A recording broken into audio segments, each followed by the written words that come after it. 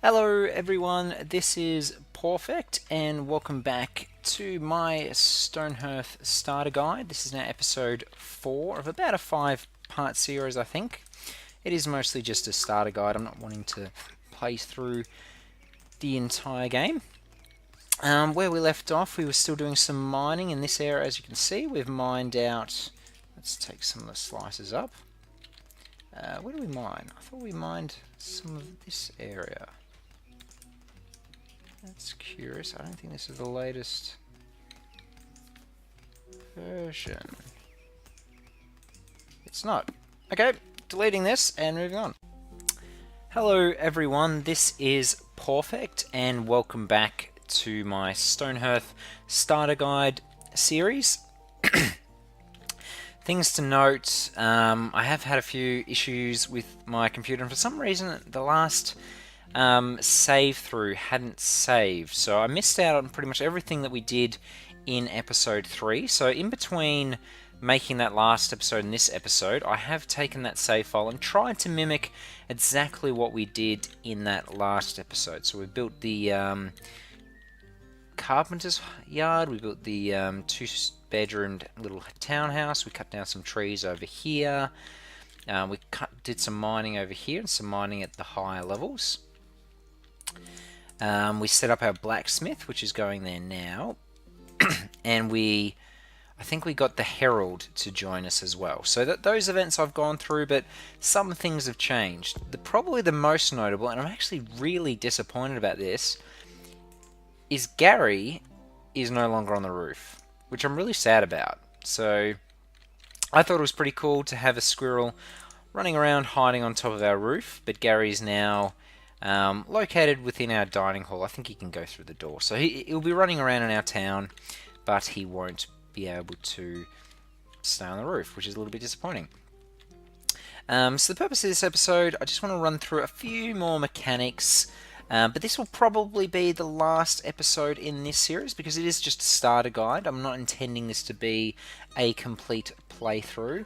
But that being said, I will be making a new playthrough on hard. So I wanted to play on hard, but rather than just starting a series on hard and just explaining what I'm doing on hard, I wanted to have a quick little intro series which explained all the game's mechanics, and I could run through all those different aspects. So I think now that I've done that, we'll tidy up a few mechanics here now. So we've got our Weaver level 4. And so first of all, I want to see if we can upgrade Jeff into a shepherd. So we need to get the shepherd's crook, and I think our carpenter isn't high enough level to be able to do that. What am I doing? Carpenter, where are you? Carpenter, so get Amelia, more info. So halfway through. So I think what we need to do is we need to ramp up what our carpenter's doing, because at the moment I don't think she's got any tasks. No. So let's maybe make a few of these beds. We'll see if we can upgrade to comfy beds, and then we'll make maybe a few writing desks. We might even make 20, just to keep the levels ticking along. And because we're doing that, we should probably chop down a few more trees. So we'll chop down this area as well. But I think besides that, I'm probably going to do a few skips. So let's just skip through this next little bit and wait until we get our carpenter maxed leveled. If things happen along the way, I'll point you out to those along the way. And we're back. We haven't quite finished upgrading our carpenter just yet. The carpenter's still got a little bit of more levels to go. But what I want to do is show you how the build and design works. Now this is something I'm absolutely terrible with, so I'm not going to do anything fancy, but I'll just show you how it works. So where we went to building templates and we just placed one down, you can design your own buildings. So I haven't really done this too much, but let's just say, let's cancel out of that. So basically what you can do is you can create your own buildings. So let's just say that's our foundation. Then we're going to build some walls. So let's change the color of our walls. So let's make a different color of these walls. And you can do different levels and bring them up and all sorts of things. as you can see here. So how do I do that? I haven't done this too often, so you're going to have to bear with me on some of those. So how do I build that up? This is not going too well. So I think maybe I need to switch to a different wall. Where's the floor? Walls, doors. So the door can go on the front there of the building. That's a terrible door. Let's delete that. How do I delete that? Just delete. Wooden door. We just want a wooden door. So this is going to be a very small house with a wooden door. And then we're going to have a cow. I'm not quite sure why the walls aren't working. We just want to have a simple wall pattern. Let's go cocoa brown. So if we do that, can I double click on that? I'm not quite sure how this is supposed to work. How do I build the walls up? Okay, we're back. Sorry about that. It has been a while since I've tried doing this, but I just realized that your building vision changes things. So that was a little silly mistake, but you can change the patterns, as you can see here, and you can put on doors like we did before. Let's just chuck a door on there, and you can build up your roof. So what type of roof do we want? We want maybe a northwest roof. And there you go, just place that down. So this is going to be a very simple little structure that we're not going to have anything too fancy. Just to show you how it works, I'm sure everyone can get very experimental with how this works. But you can also put furniture in. So let's just say we want to put a comfy bed in. We might want to put some windows. Where are the windows? Windows.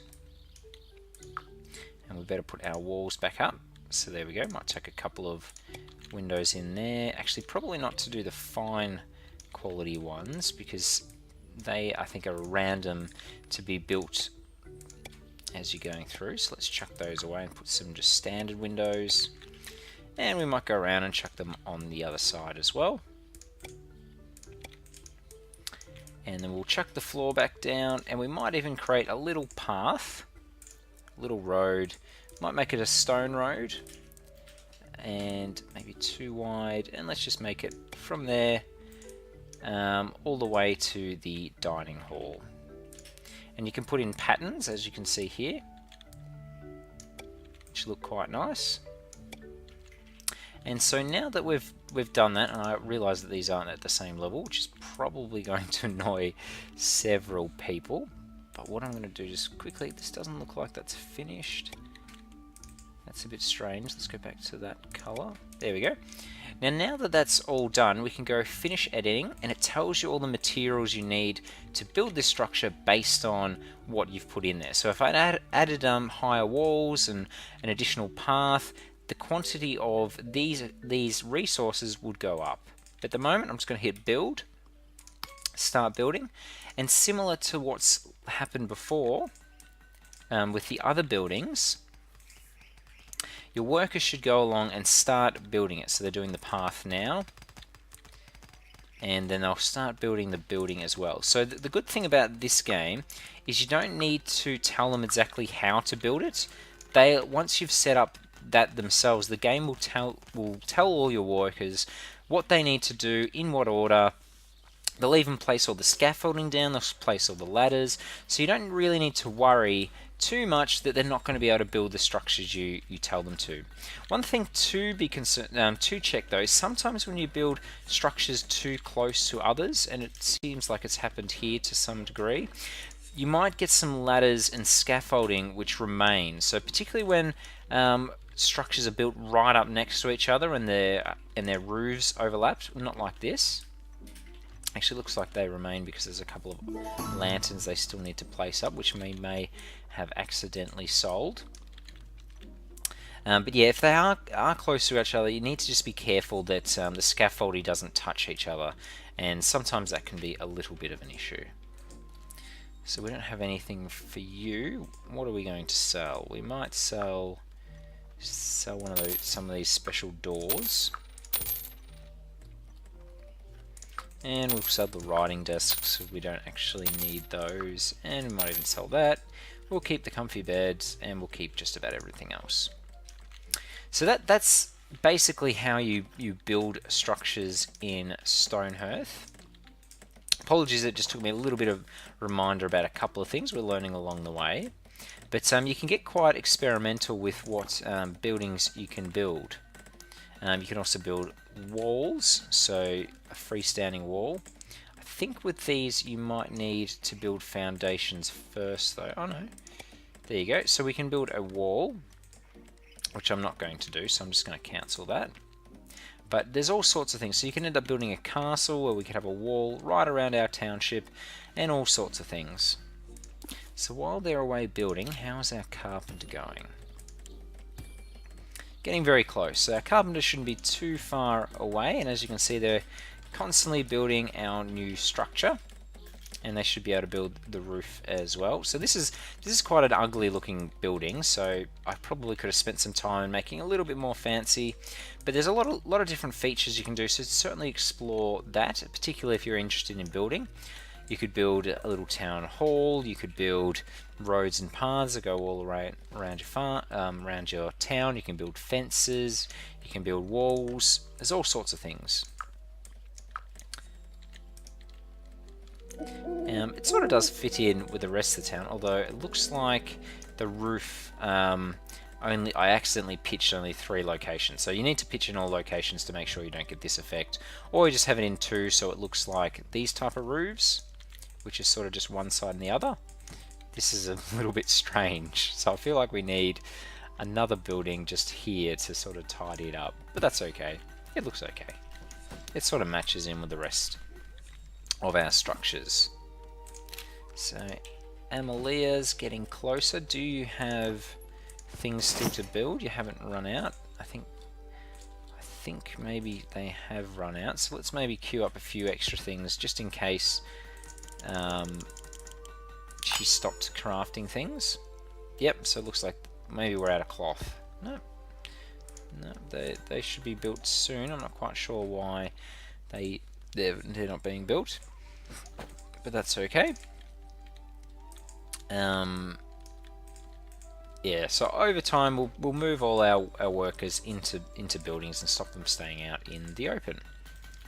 Our blacksmith's been going crazy and making plenty of bars and leveling up quite quickly in the process. But I think we might need a few more edibles now, so what I might do is I might look for someone. I think in the last episode we made someone a trapper, so we might do that now, because when we finally get our carpenter upgraded and they build that shepherd's crook, we'll end up using the other trapper to become a shepherd. And someone's already sleeping in their bed. Who's that? That is Beth Hunterton, who is a worker. Okay, so I'm just going to quickly skip ahead until we finally do have that shepherd's crook, and I'll show you how the shepherd works. There we go. Actually, there we go. Our carpenter leveled up, so maybe we don't need to wait. So let's just check our carpenter. Now they're level 5. Yep, the shepherd's crook is the next priority item that they will be making.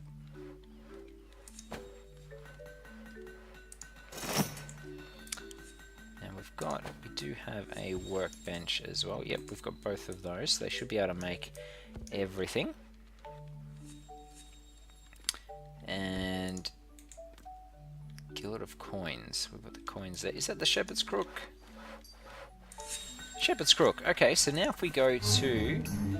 Better just quickly pause. So once again, I do use my warriors and clerics to haul things, but now there is enemies approaching, so just make sure you switch back to them. Daily update. We tick the box on food, morale, and net worth. So there we go. Got Willard Hart has joined Porfectington. So it looks like we've got a Vanarus that's attacking us. We should be alright, because we do have our cleric and our warriors got some decent items now. Got some armor, got some weapons, and yeah, he's killing that without too much concern. So now let's upgrade our trapper. So I think Jeff was our trapper, so you're now going to be promoted to a shepherd, and we'll let Jeff grab that shepherd's crook, and we'll watch this little fight. he's died. Now Cleric leveled up.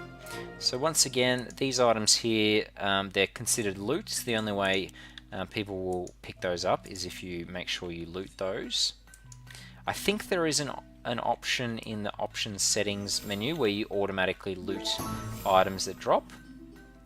And our footman leveled up. Now you can see Jeff's now picked up the shepherd's crook, so Jeff should be a shepherd. So now what we can do is designate zones, and we might make some animal pastures up here. So we're going to make some big ones, and we're going to get sheep,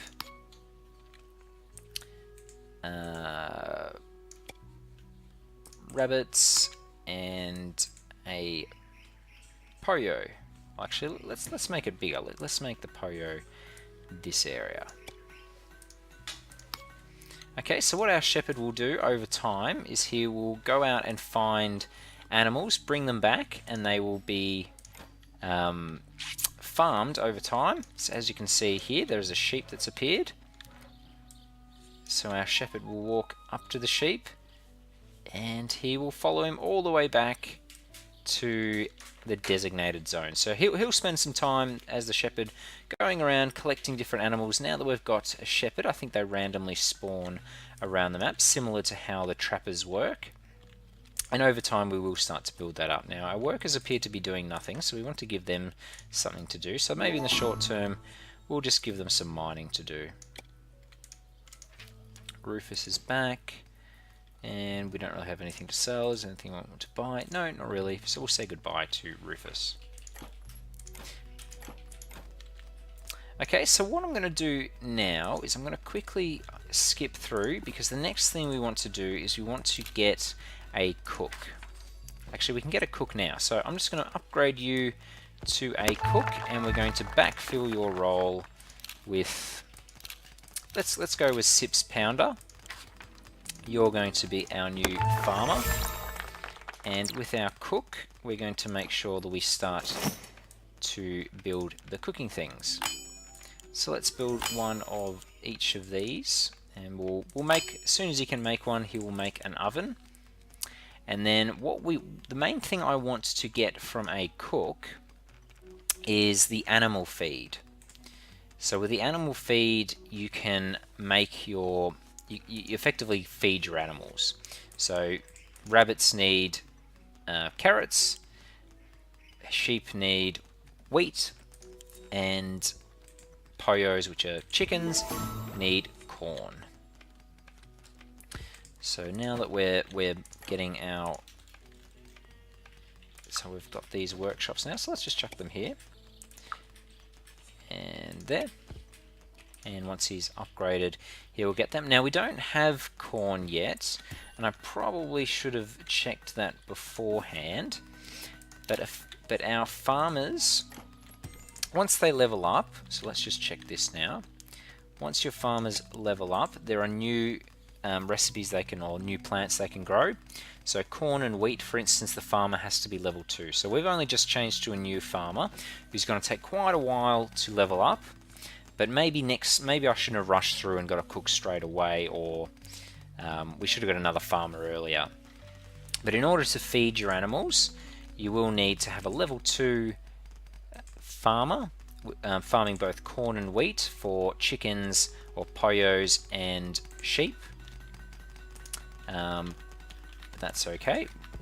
It's just a bit of a mistake, but that's fine. We'll get there eventually. And what we want to do next is go back to our cook and make sure we're collecting cornmeal. So we might have this as maintain 5 cornmeal and maintain 5 sacks of flour when we eventually get wheat, so that we can maintain food for our animals. And then we use our animals to collect additional items. So the items that we get from animals, you get meat from all of them. I think you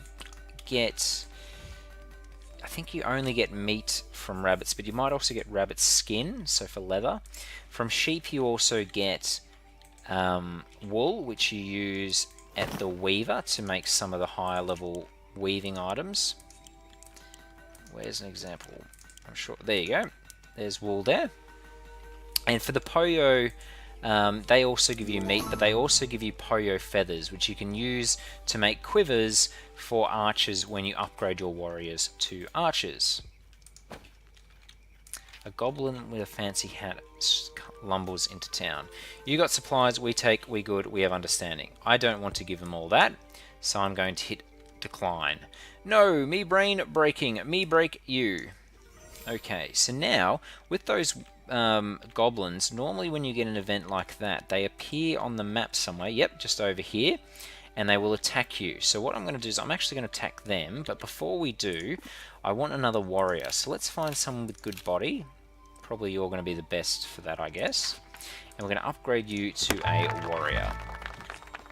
And when they collect that sword, which is that guy there, we're going to turn all our warriors back onto combat, which they already are. And then we're going to go to the fight and defend. Click on this.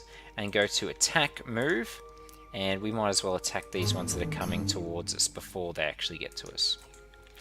Now, as you can see, our footman who has leveled up is now able to use a two-handed weapon, so he's going to do a lot more damage now, but he doesn't use a shield anymore. Sorry, I say he, it's actually a she.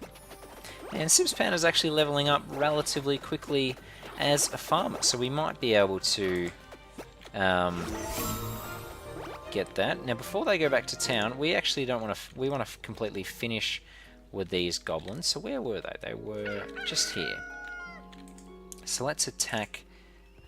Let's go ahead and attack them. We don't want to wait for them to come to us. We want to go to them. So you can send out your little troops.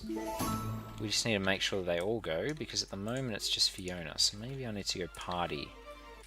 Yeah, I think I accidentally chose just Fiona. But I think if Fiona gets low, what we can do is we can click on her and move her back. So she's getting low. So let's maybe move her away until our other footman gets in. Yep. So now you can rejoin the fight and hopefully get healed by our cleric. Just a little bit of micromanagement just here. And there we go. So now they should join back up and be able to fight. We did get both of them low. As you can see, he's running away though. So we saved them all. Now what I might do is I might let our cleric heal them up first, and then we might attack the last guy just here. Actually we could probably do that now. I think they'll get healed up enough as we're walking over there. So let's fight the last guy there. Now, daily update, we also ticked all those boxes, so we got another person to come along.